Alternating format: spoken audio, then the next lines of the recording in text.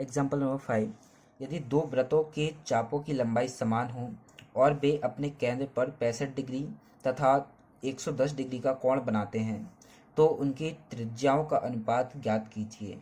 तो क्वेश्चन में हमसे पूछा है कि यदि दो वृत्त दिए हैं और उनके चापों की लंबाई यदि समान है और उनके केंद्र पर कोण 65 डिग्री और 110 डिग्री है तो त्रिज्याओं का अनुपात हमें ज्ञात करना है। तो इसमें सबसे पहले हम लिख लेते हैं, दिया है, हमें दिया है चापों की लंबाई समान है,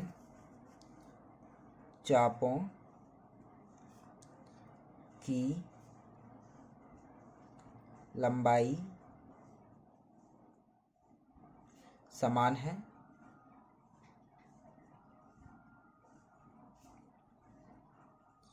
ठीक है। और इसके बाद केंद्र पर 65 डिग्री और 110 डिग्री का कोण बनाते हैं तो लिखेंगे थीटा वन यानी कोण वन 65 डिग्री और थीटा टू 110 डिग्री, ये हमें दे रखा है। और हमें त्रिज्याओं का अनुपात ज्ञात करना है तो हम लिखेंगे ज्ञात करना है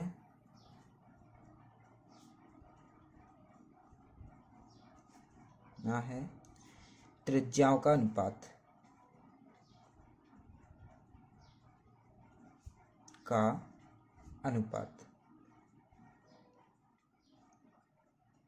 ठीक है, ज्ञात करना है। तो हम इसको आगे हल करते हैं, लिखेंगे माना कि दो वृत्तों की त्रिज्याएं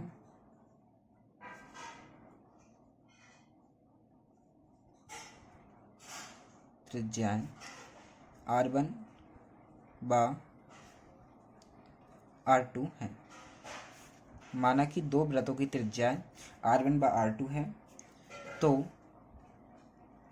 अब यहाँ पे थीटा दे रखे हैं 65 डिग्री और थीटा टू दे रखा है 110 डिग्री।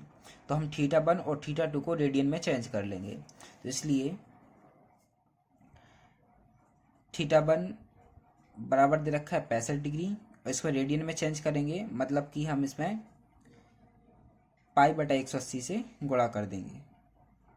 इसको काटेंगे, 5 से काटेंगे तो 5 एकम 5 और 5 तिया 15, इसको काटेंगे 5 तिया 15 बचे 3, 5 छक्का 30, यानी कि ये आ गया 13 पाई बटा 36।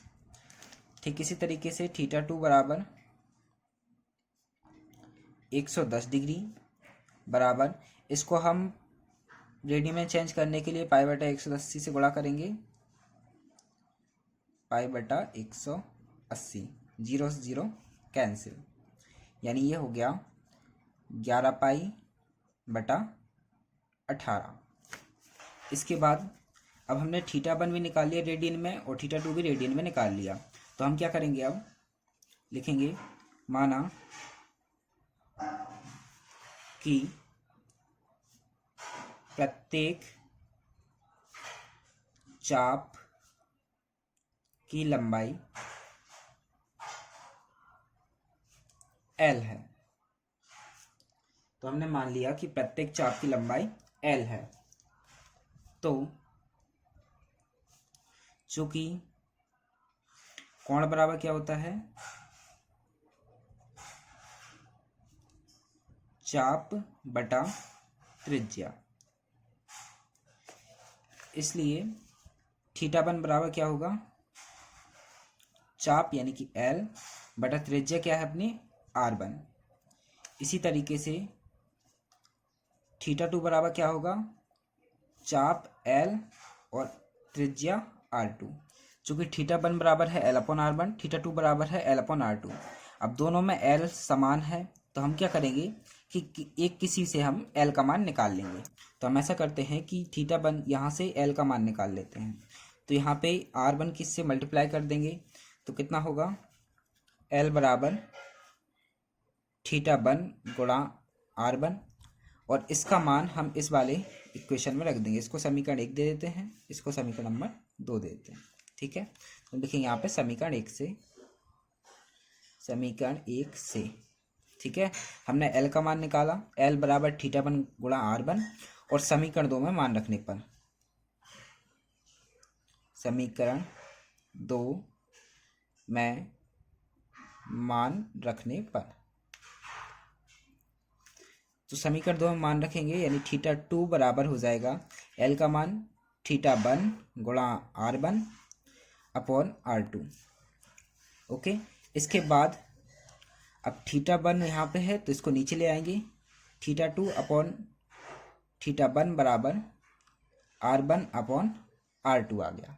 अब इसके बाद थीटा 2 हमने कितना निकाला था 11 पाई बटा 18, 11 पाई बटा 18, और थीटा 1 हमने कितना निकाला था 13 पाई बटा 36,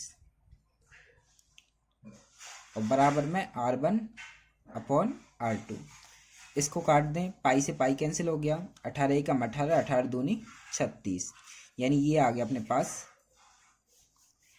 तो ऊपर बचा 11 पाई बटा 1 बटा 13, नहीं पाई तो हट गया क्योंकि पाई से पाई कैंसिल, तो 11 बटा 1 बटा 13 और बटे में 2 बराबर हो गया R1 अपॉन R2।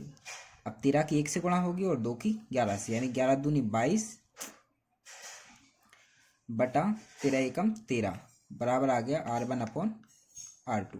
तो दोनों का अनुपात कितना निकल के आ गया 22 बटा 13। यही आपका राइट आंसर है। तो लिखेंगे अनुपात R1 अनुपात R2 बराबर 22 अनुपात 13, यही आपका आंसर है।